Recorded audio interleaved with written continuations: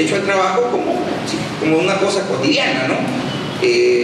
A mí, si alguien viene a preguntarme cómo hago para... Gracias. ¿Cómo hago para protegerme de un despido del que he sido víctima por parte de mi empleador, ¿no? Lo primero que se me va a ocurrir, ¿no? Claro, luego de preguntarle de repente a mi amigo, porque estoy impedido de realizar prácticas privadas, pero mi amigo, mi hermano viene, me pregunta, y lo que le voy a decir, ¿sabes qué? Interpon tu proceso de amparo, ¿no? Interpon tu acción de amparo y vas a obtener la reposición, ¿no? Hoy día resulta, como decía, sumamente común dar este tipo de consejo legal, ¿no? Sin embargo, esto ha tenido una evolución que ha durado años y que ahora nos permite hablar de la protección constitucional del derecho al trabajo.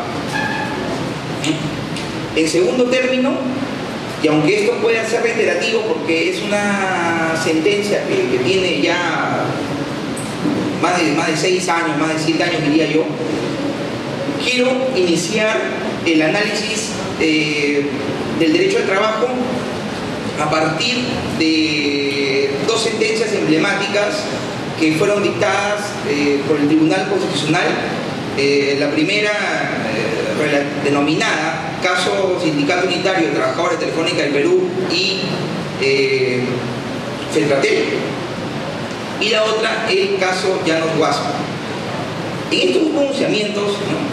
De manera de introducción lo señalo, el tribunal pone los límites, delinea el derecho y de tal manera que a partir de ahí es que se puede hablar de un despido fraudulento, un despido nulo en términos constitucionales y un despido incausado, ¿no? En términos constitucionales propiamente dicho. El siguiente paso es analizar los aspectos relevantes que rodean al derecho al trabajo. Me refiero al contrato de trabajo, me refiero a la estabilidad laboral, ¿no? Que creo que inclusive ayer el ponente, el doctor Angulo Iberico, desarrolló como fundamento del principio de continuidad, según lo que puedo ver en el programa. Vamos a hacer un repaso también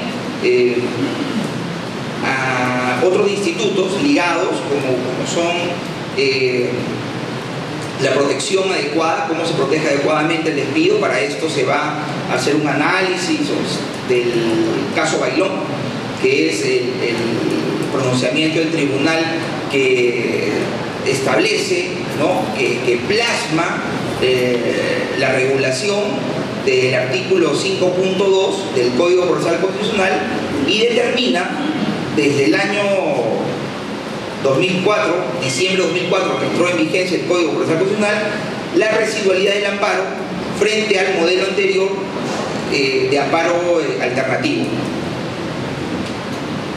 Yendo más allá y entrando ya a la parte final de la ponencia, voy a tratar de presentar de manera esquematizada los principales criterios que el tribunal ha acuñado para resolver controversias de naturaleza laboral, ¿no? Laboral constitucional. He tratado como digo, de extraer los criterios reiterados, los criterios nuevos y adicionalmente, sin que sea parte del desarrollo del tema, voy a comentar con ustedes una sentencia de reciente publicación que está relacionada a la actuación inmediata de las sentencias. Un pequeño avance, el artículo 22 del Código Procesal Constitucional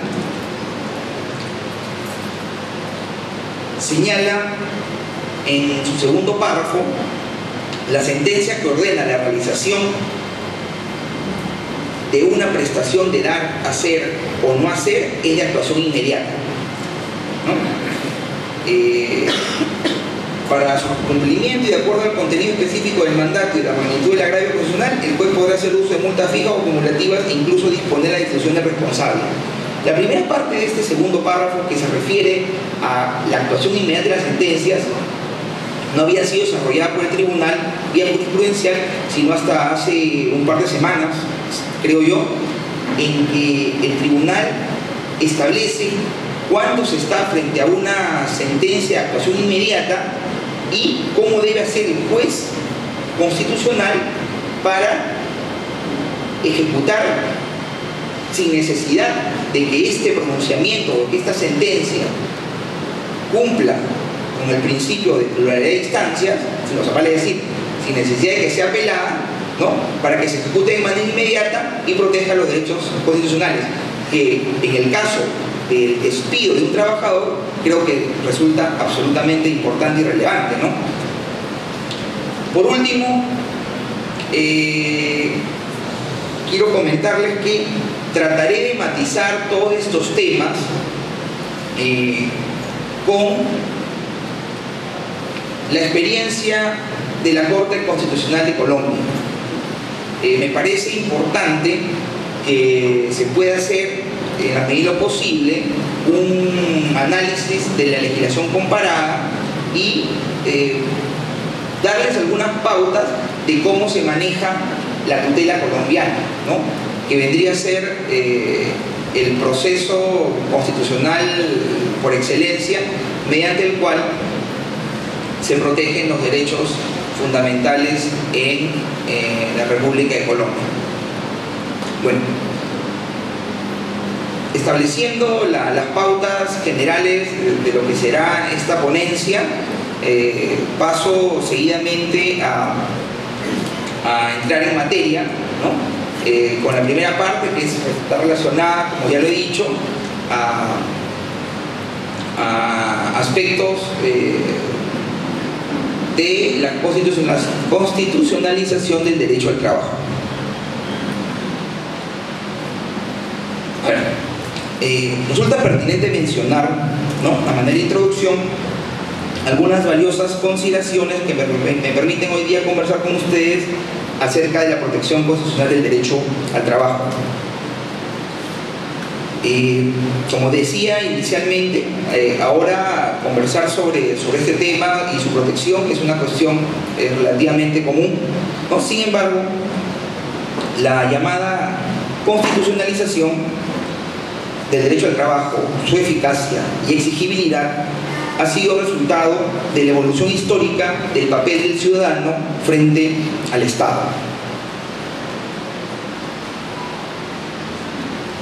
El proceso de constitucionalización de los derechos laborales como derechos sociales tiene su punto de partida en la Constitución mexicana de 1917, ¿no?, conocida como la Constitución de Querétaro, y en la Constitución alemana de 1919, la Constitución de Weimar.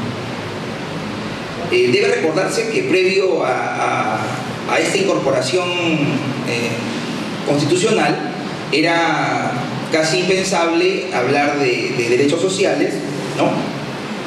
Pues en aquella época, la época del Estado liberal, lo que primaba era el derecho subjetivo, ¿no?, del cual se desprendían las libertades civiles, políticas y económicas, pero que se tenían su lectura a través del ciudadano como ser individual, ¿no? Prueba de ello, ¿no?, de esta situación emanaban los postulados del individualismo liberal clásico, ¿no?, dentro, como se ha dicho, del marco del Estado liberal. En esta situación, en este contexto, ¿no?, los derechos que recaían en mí como individuo eran oponibles directamente al Estado, ¿no? Había una verticalidad respecto al reclamo y a sí mismo.